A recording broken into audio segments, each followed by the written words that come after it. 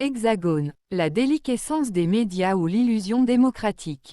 L'affaire récente du clash entre un animateur et un député sur une chaîne de télévision française grand public est révélatrice de l'état de mort clinique de la liberté d'opinion en France. Disparition des libertés individuelles et en définitive des droits de l'homme dans cet état prétendument démocratique.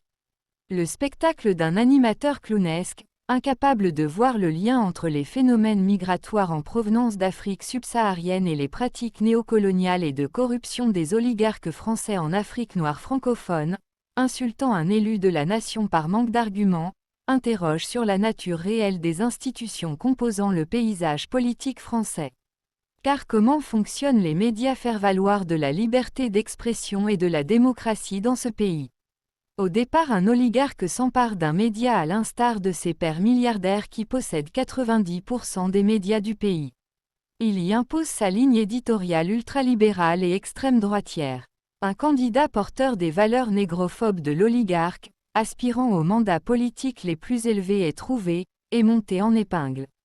Par une surmédiatisation encouragée par des pics d'audience que permettent ses propos clivants.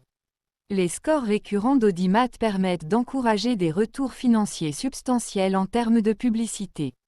Des pressions financières notamment par des menaces de rupture de contrats publicitaires avec des médias du service public permettent à ces oligarques d'étouffer toute information jugée allant dans le sens contraire à leurs intérêts.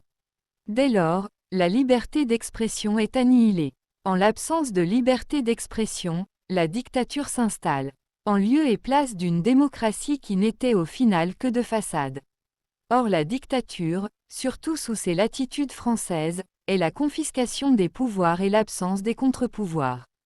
Ce qui permet le soutien des oligarques français et de l'ensemble de la classe politique aux régimes africains, amis des oligarques.